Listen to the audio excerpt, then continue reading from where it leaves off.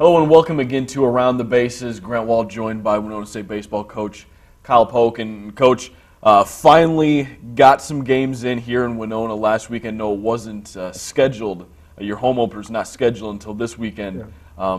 But due to the incident up at the Metrodome, a couple games moved here last weekend. Split with Southwest Minnesota State. Beat them the first game 12-0. Yep. Then fell in game 2, 5-4 in extras. A real mixed bag for you. I know you were very happy with how the team played in the first game, but had some opportunities in game 2 that you couldn't quite get through. Yeah, first of all, we were just happy to be outside playing. The collapse of the dome really put a crimp in not just us, a lot of teams. So, but we put a lot of hours work on the field last week to get it ready. Had a great day Saturday. Game 1 was awesome. Kodey Simon, who'll be on the show today, pitched a great game for us again. And then game 2, again, is a game that we had basically in control. Tony Mueller was throwing very well till one bad inning, and it basically cost us a game. We got beaten extra innings. Wasn't real disappointed in the weekend. You're disappointed being 1-1, but again, we did a lot of things well, played pretty good defense, we pitched well.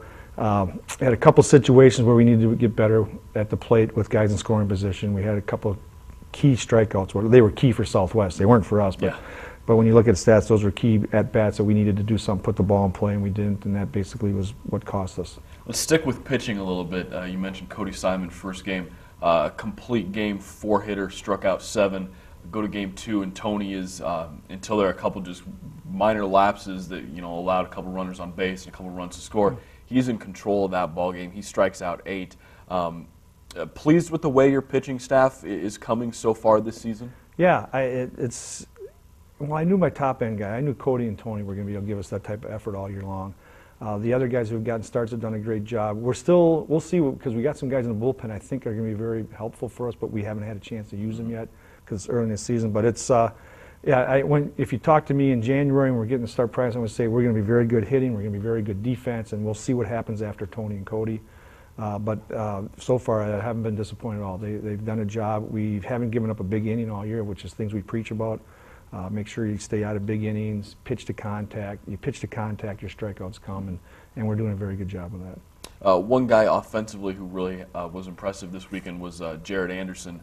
Multiple hits in both the games, drove in a couple runs, scored some runs, was just a constant factor whenever he was in the batter's box. Yeah, and he started slow, actually. The weekend at Parkside, he had, I think his first at-bat, he got a base hit, but then I don't think he had one after that. And he was our hard luck hitter in Florida. He hit the ball hard, but right at people. Yeah. And so it didn't show in the batting average, but he's got I think his average is up to 290 now, and he'll keep going higher. It's just a matter of staying. He needs to stay where he's at, and the ball will fall. Keep hitting the ball hard, and they're going to catch him once in a while, but hopefully more times than not they won't. Going forward, scheduled 2 doubleheaders against Northern State this weekend. Supposed to be your home opener. We don't quite know what's going to go on with those with Mother Nature coming back, and I thought we had moved on towards spring, but apparently she had some different ideas for us. But let's go ahead and assume that those games are going to get played this weekend.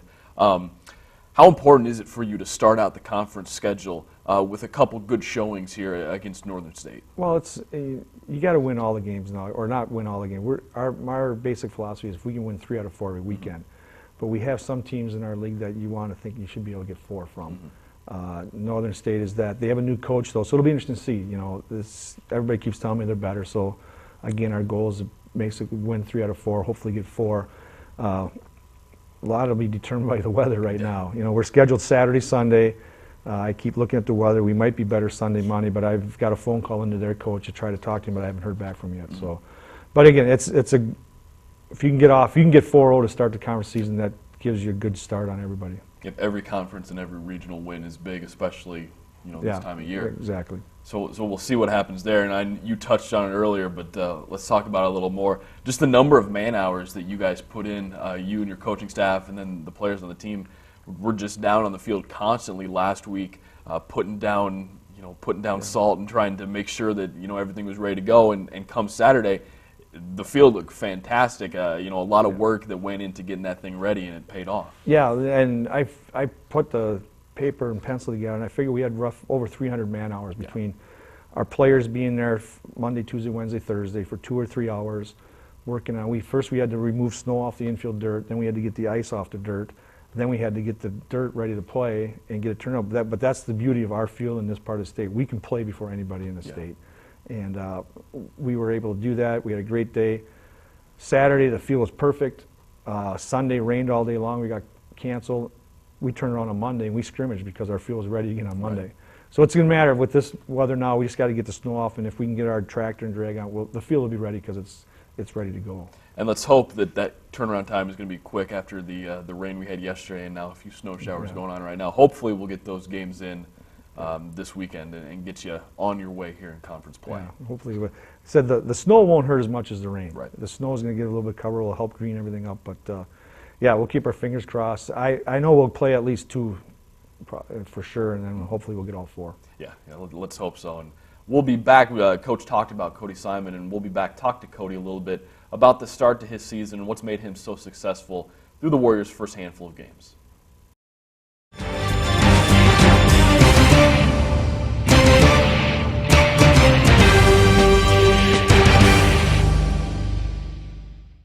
For the best cars, best prices, and best people, get your hoops on the sunny side of Highway 61, Sugarloaf Ford Lincoln Mercury. And speaking of hoops, 3 lucky fans will be drawn in the second half of each game for a chance at a half-court shot, the last home game to win a brand new 2011...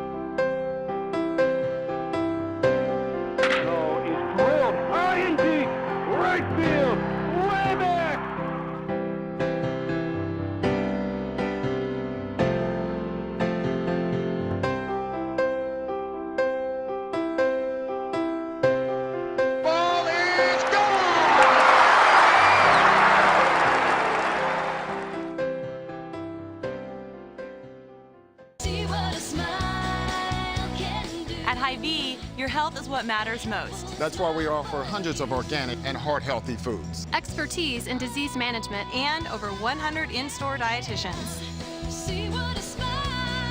We'll customize a diet and exercise program for you and your family. We're your personal health team, here to keep you healthy and happy.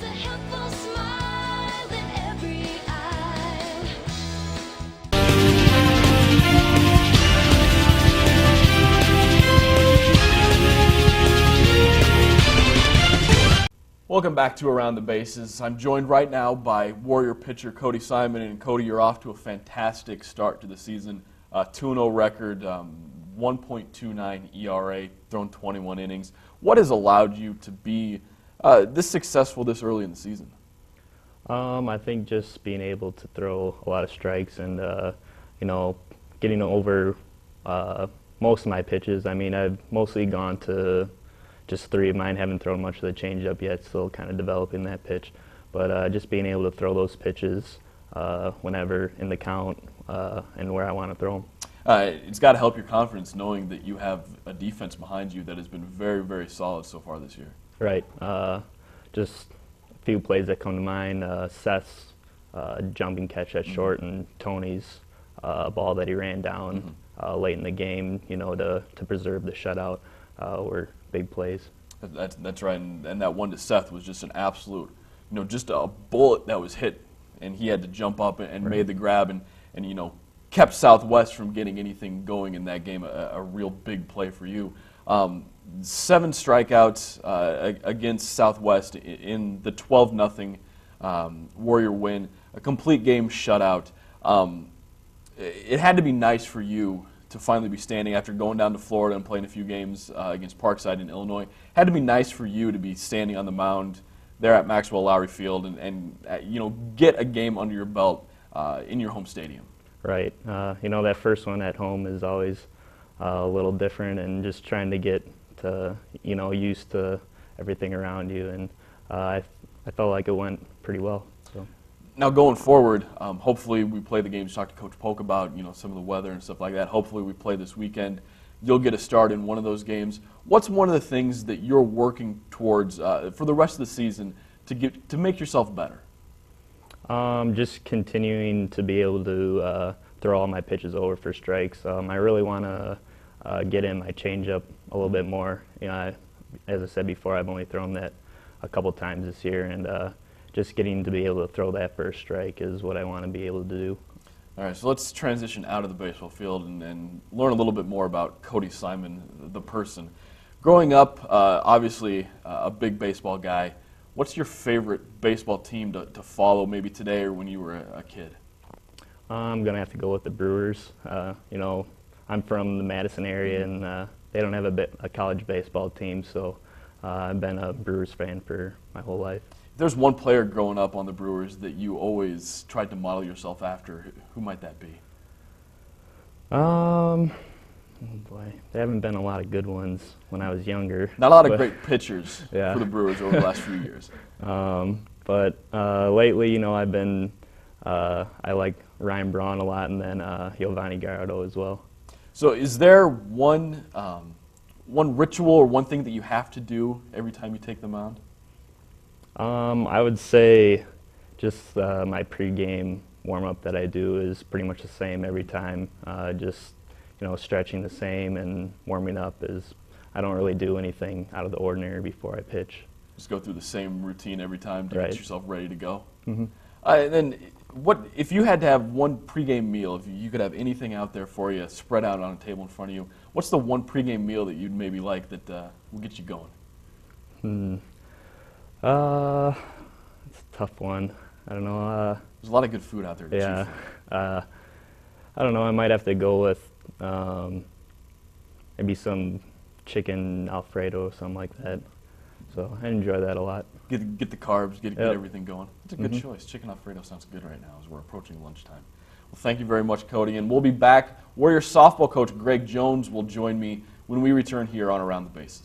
Tune in to KQAL 89.5 FM for all football, men's and women's basketball games, home and away, or visit the Athletics website to listen live. The Warrior Weekly Review is on the air. Check KQAL 89.5 FM or the Athletics website under the Multimedia tab. Hear from Winona State coaches and catch up on all Warrior action. WSU and HBC present Show Us Your Duck. Show your duck at participating businesses and get all kinds of discounts. And you keep the duck to use all year. Visit my.hbci.com/duck for discounts and details. Looking for great off-campus housing? Great River Management and Sales has a large selection of houses and apartments representing many of Winona's property owners. Owners and renters rely on Great River Management. Stop by the Great River Boat at Main and Broadway and see what we can do for you.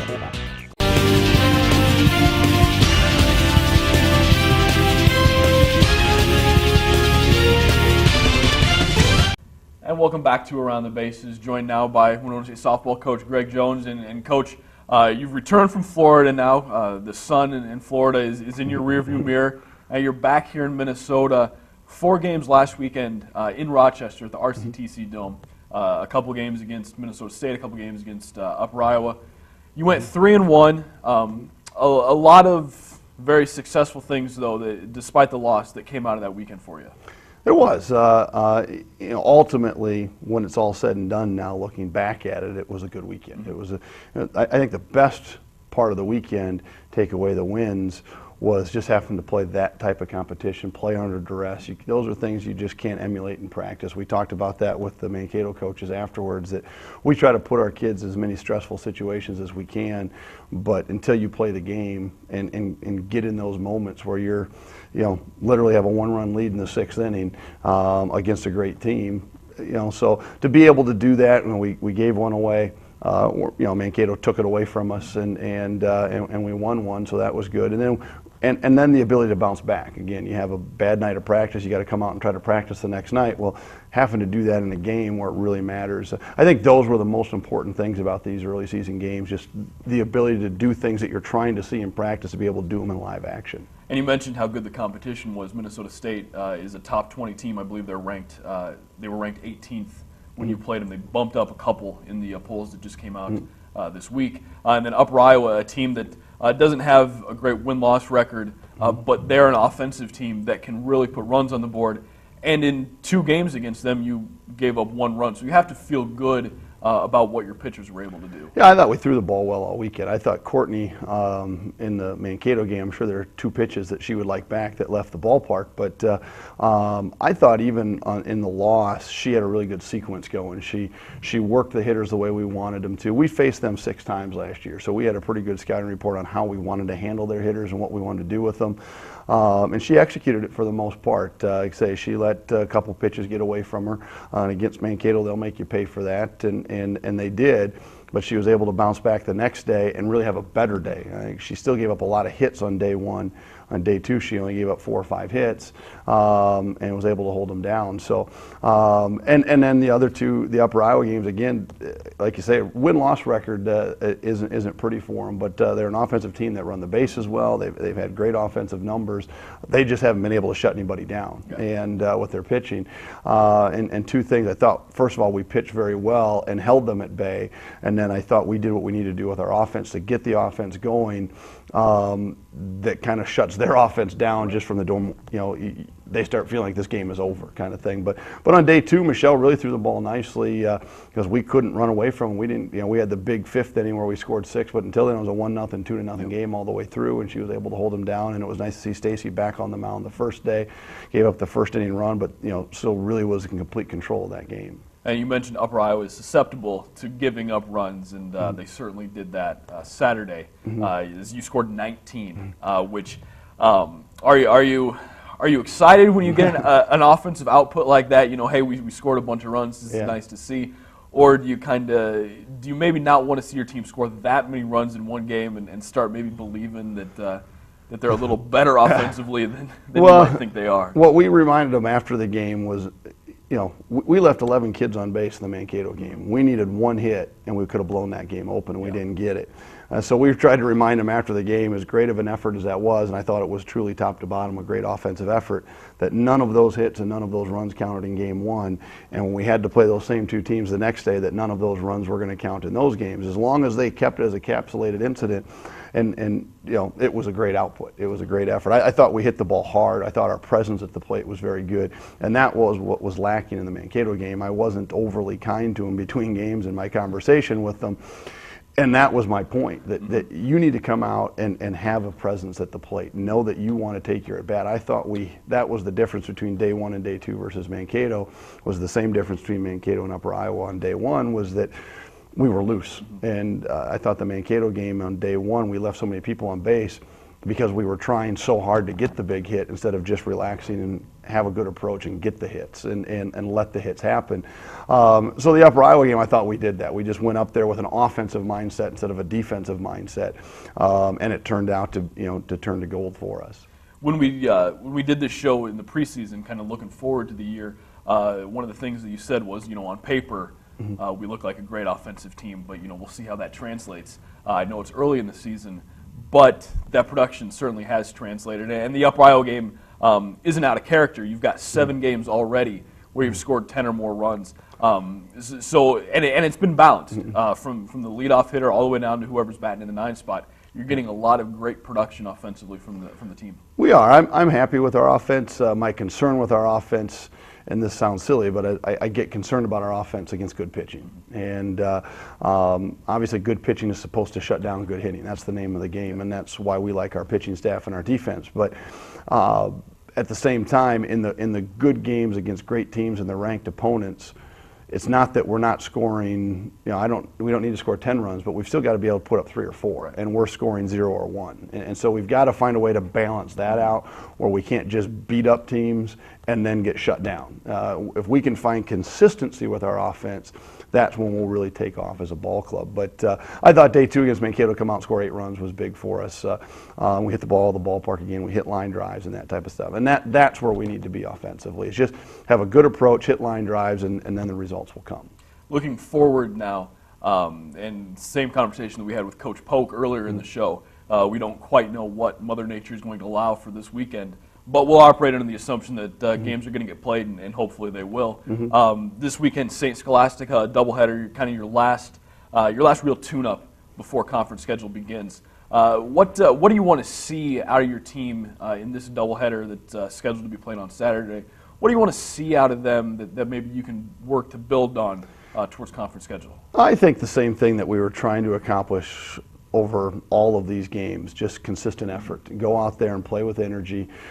We tend to be a team at times that will coast, where we have some great leadership. I want to see that on the field on a consistent effort. I want to see our energy on a consistent effort, where we go out and we don't worry about who the opponent is, that we don't play the team on the field, that we simply get concerned with what are we supposed to do and how are we supposed to play. And that's exactly what I want to see out of this weekend again. And again, whether or not those games get played or not, Mother Nature will decide. We've got a couple irons in the fire on how we want to handle it. But I would like to play because there are still some things I want to see this team overcome, and that practicing for us every day at this point is difficult to accomplish those things. I think we get more into coast mode in practice, that we need the competition of the games to really bring that energy out.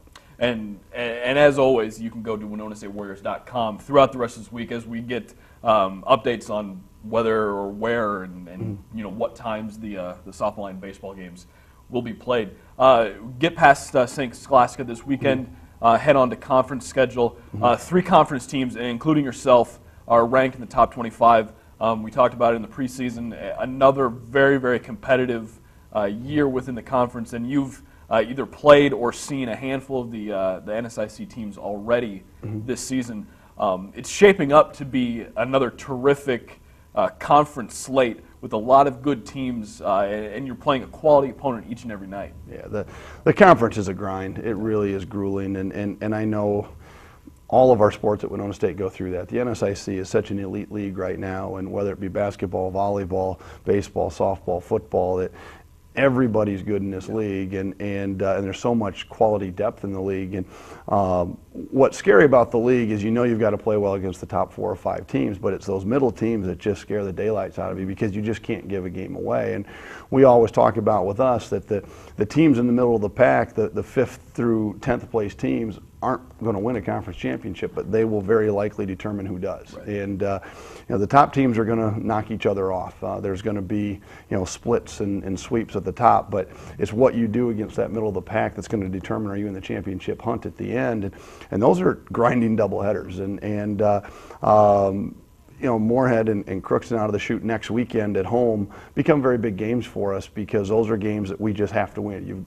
And when you play knowing you have to win, there's a whole different level of pressure on you. Right. Too. And so every night's a grind, and you try not to look at there's a big game and a small game. Every game in this league is big, and everyone counts the same. And sweeping Mankato or sweeping Wayne doesn't do us any good if we lose one to somebody else. And the teams at the top are going to be good, but it's every day is a learning experience for us. You try to get through it the best you can, and that's why we've pushed them as hard as we have in the preseason and put the schedule together that we've put together in the preseason. I can't remember off the top, but something like 4 or 5 nationally ranked teams we've played now is all to get ready for the conference season. So hopefully that plays out for us. Right, and whatever happens, it's going to be a fun year and very entertaining as the Warriors are fielding a lot of talent, and there are a lot of talented teams that are going to be coming in to Alumni Field here in Winona. A chance for Winona State to play against some of the best players in the country. So that'll be very fun to follow as the year goes on. Thank you very much, Coach Jones. And for Coach Poock, Kodey Simon, and Don Veith running the board. We'll see you next week on Around the Base.